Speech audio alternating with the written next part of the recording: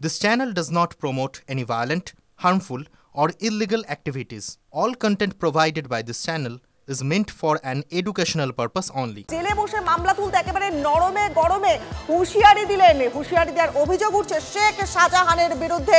একেবারে এই মুহূর্তের বড় খবর আমরা নজর রেখেছি। জেলে বসে নরমে গরমে হুঙ্কার, হুঁশিয়ারি, শেখ শাহজাহানের হুঁশিয়ারি একেবারে নরম গরম। কি রবীন মণ্ডলের আত্মীয়দের কাছ থেকে মামলা তুলতে ফোন করা হলো তাদেরকে। টাকার বিনিময়ে রফার প্রস্তাব। শাহজাহান ফিরলে কোনো কথায় কাজ হবে না, আগের মতোই পরিস্থিতি তৈরি হবে। রবীন মণ্ডলের ভাইপোকে ফোন করে হুঁশিয়ারির অভিযোগ শাহজাহানের শাগরেদ তুহিন ভুঁইয়ার বিরুদ্ধে।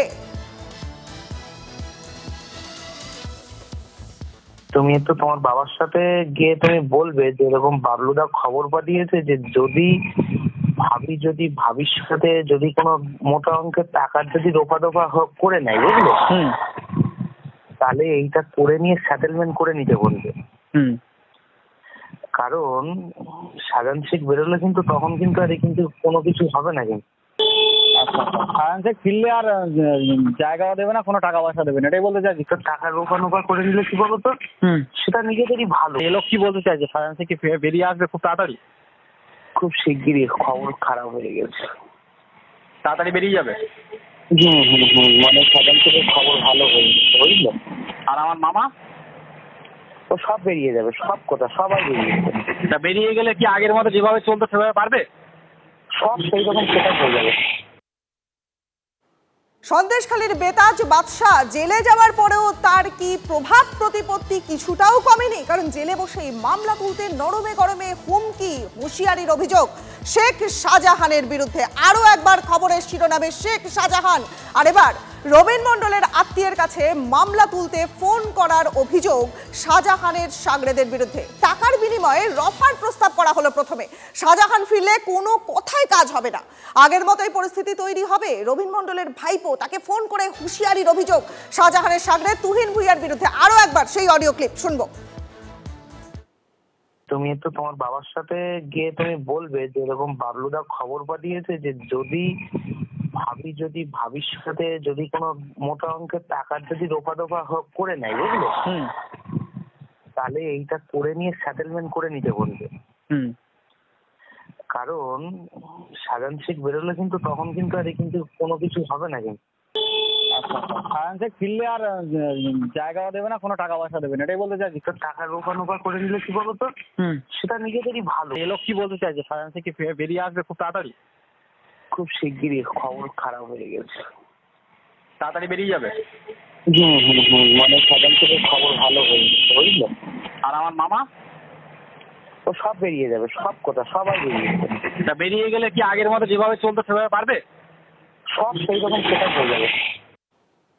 সন্দেশখালীর বিধায়ক সুকুমার মাহাতো এই মুহূর্তে রয়েছেন আমাদের সঙ্গে। সুকুমার বাবু, সেই অডিও ক্লিপ সামনে শোনানো হলো, দুবার আমরা শোনালাম। কারণ রবীন মণ্ডলের আত্মীয় তাকে মামলা তুলে নেওয়ার জন্য ফোন করবার অভিযোগ উঠছে শাহজাহানের এই শাগরেদের বিরুদ্ধে। তাহলে জেলে যাওয়ার পরেও কি শাহজাহানের প্রভাব প্রতিপত্তি কিছু কমেনি?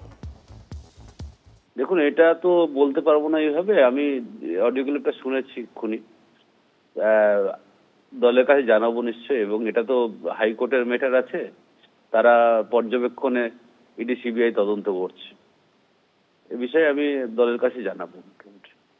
সুকুমার বাবু, একেবারে টাকার বিনিময়ে রফার প্রস্তাব হয়েছে, পাশাপাশি কি শাহজাহান ফিরলে কোনো কথাই কাজ হবে না, মানে একবার নরম একবার গরম, হুমকি হুঁশিয়ারি দুটোই কিন্তু দেওয়া হয়েছে ওই অডিও ক্লিপে, সেটা শোনা যাচ্ছে।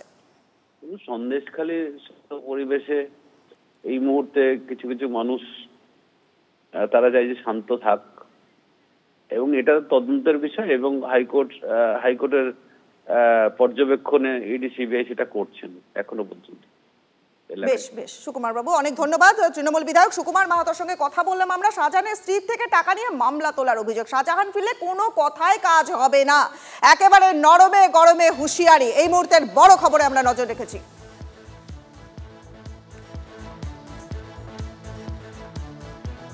তাহলে কি জেলে বহাল তবিয়তেই রয়েছে সন্দেশখালীর এক সময়কার এই দাপুটে নেতা? অভিযোগকারী রবীন মণ্ডলের বিরুদ্ধে নাজার থানায় দ্বারস্থ শাহজাহানের স্ত্রী। এই রবীনের বিরুদ্ধে 25 লক্ষ টাকা তছরূপের অভিযোগ করেছেন তিনি।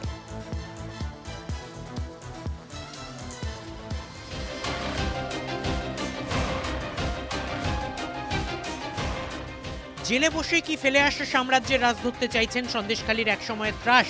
বুধবার সেই আশঙ্কা উস্কে দিয়েছিলেন সরবেরিয়ার বাসিন্দা রবিন মণ্ডল। অভিযোগ করেছিলেন জেলে বসেই তাকে হুমকি দিয়েছেন শেখ শাহজাহান।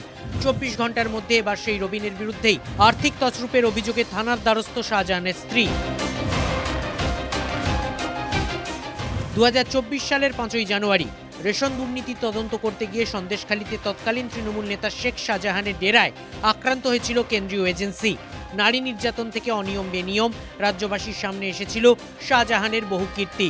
লোকসভা ভোটের মুখে জাতীয় রাজনীতির ম্যাপেও হটস্পট হয়ে উঠেছিল বাংলার সন্দেশখালী। 55 দিন ফেরার থাকার পর বহু কাঠখড় পুড়িয়ে গ্রেফতার করা হয় শাহজাহানকে।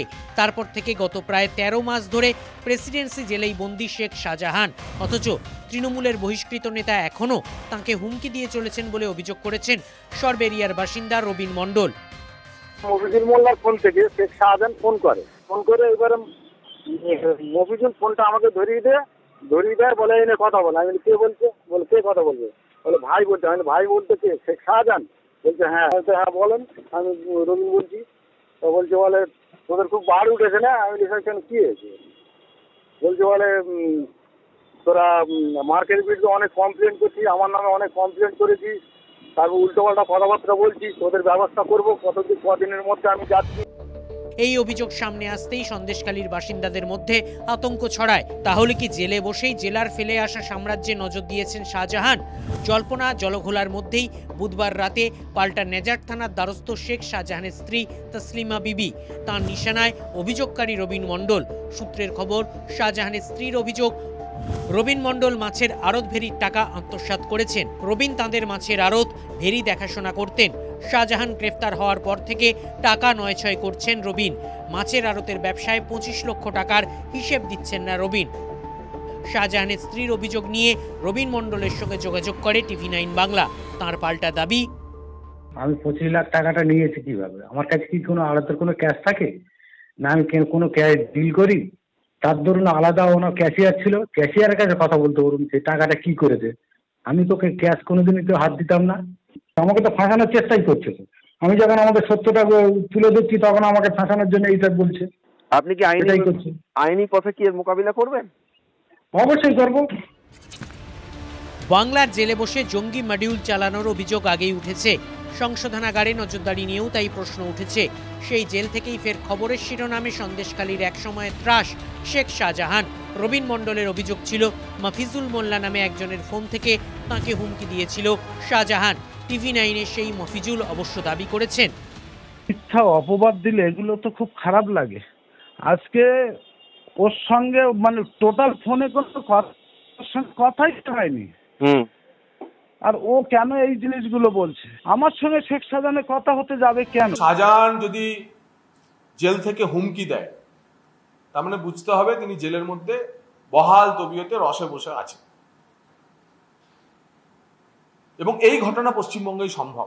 কেউ একটা অভিযোগ করছেন, তার কি সারবত্তা আছে জানি না, কে অভিযোগ করেছেন তার উদ্দেশ্য কি জানি না, কোনো প্রমাণ আছে কিনা জানি না, এর উপর কি মন্তব্য করব? যদি কেউ কোনো অভিযোগ করে থাকেন নিশ্চয়ই পুলিশ তার খোঁজ খবর নেবে। শাহজাহান বাহিনীর বিরুদ্ধে গর্জে উঠেছিলেন সন্দেশখালীর মা বোনেরা। তৎকালীন দাপুটে নেতার বিরুদ্ধে মুখ খুলেছিলেন রবিন রাও। অভিযোগ, তাই নাকি তিনি এখন হুমকির মুখে। সেই বিতর্কের মধ্যে এবার পাল্টা তাঁর বিরুদ্ধেও আর্থিক তছরূপের অভিযোগ ফের আলোচনায় সেই সন্দেশখালী। সৌরভ দত্ত ও দীপঙ্কর দাসের রিপোর্ট, TV9 বাংলা।